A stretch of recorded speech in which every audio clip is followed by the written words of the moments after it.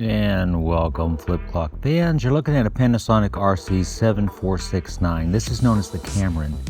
You're actually looking at pictures that belong to a member of flip clock fans. I do not own this clock. Well, I actually own 3 of them, but I own one that looks like this. I had a question from a member of flip clock fans about this. This is the bulb that lights the digits over here, the flip digits. And the question is, how do you get this shroud off? This is a thing that directs the light onto the numbers. Believe it or not, it's a question that's been asked before. It's very specific. That's some white, I guess it's paint, but we'll talk about that. That's adhering that shroud to that thing. We're going to try 91% isopropyl alcohol and see if that doesn't do anything. We're going to try nail polish, which is actually acetone. Bad idea. Anywhere around this clock, that could cause some major damage. But we're going to try that to see if that'll release it. Then this is the most dangerous chemical that we're going to try to use today. It's dihydrogen monoxide. Inhalation can be fatal.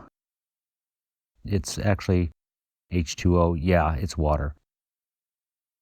My wife says that's why I don't have any friends. Anyway, here's the bulb. This is actually on a parts clock, so it's already had the shroud ripped off of it. And this is the paint. You can see the extent of it. They put it on there to hold the bulb in place, but also to kind of paste the shroud in place. Just another example if they didn't mean these to be maintained. So first we're going to try the dihydrogen monoxide, plain tap water, and no budge.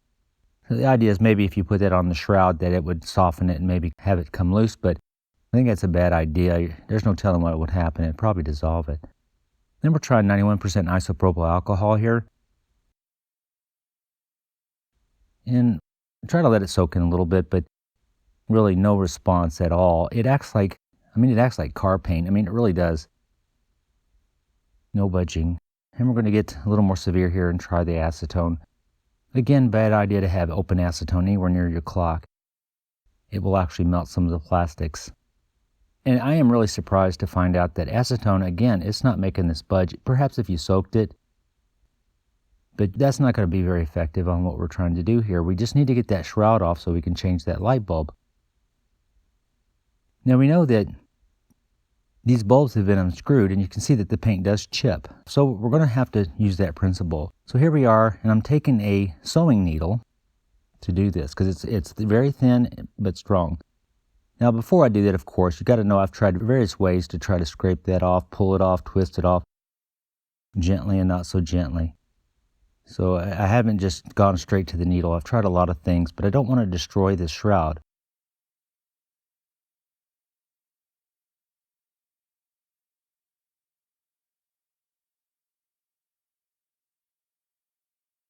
So you can see where this would be a bad idea the way I'm holding it.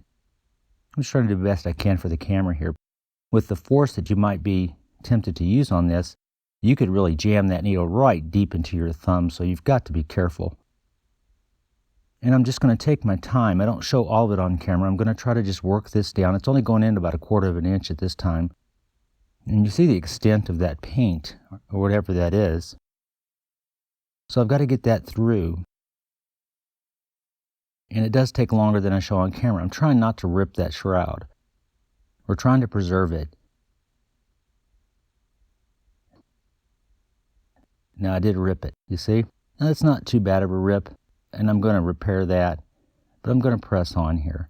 We're going to blame the fact that I have to do this on camera. This has been after a while. I'm trying to hold the base in place because it wants to turn. I'm just trying to work it loose. Now see what I've done here? We've broke that loose. This is just a paper thing held together with glue. But I am going to get this back together. I have a cement that I want to use, or an adhesive I want to use to get this back together. I'm not going to give up on it, because you do have to get that bulb out if you have to replace that bulb. Now you see it actually is starting to pull away from that. So it looks like the needle trick I used actually got it going. I've just got to finish it. So what I come to find out is the bulb is really adhered to that shroud. So you basically think about, you just unscrew the bulb. I'm going to have to do that here in a second. So I'm going to use that bulb and just it gives me something to grip onto, and it starts to work. Now that wouldn't have worked before, trust me. That paint was really grabbed on there. Then you got to get the bulb out. It does not want to go that way. Let's push it out. So I'm going to reuse this shroud, believe it or not. I'm a sucker for trying to keep things original, and I don't know what else to replace it with. I certainly don't think you can use regular paper. Probably asbestos. Who knows what that is? So I'm going to have to glue that little top piece back on.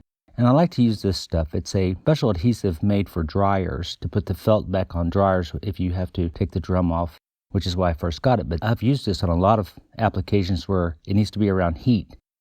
And once that dries, you really don't have to worry about it. It's proved to me to be safe. It does contain acetone though. Just be careful with this stuff. So I hope this helps somebody if you get in a bind. Again, if you've got any ideas about how I should have done it, please include that in the comments. We're not afraid to take challenges or take advice.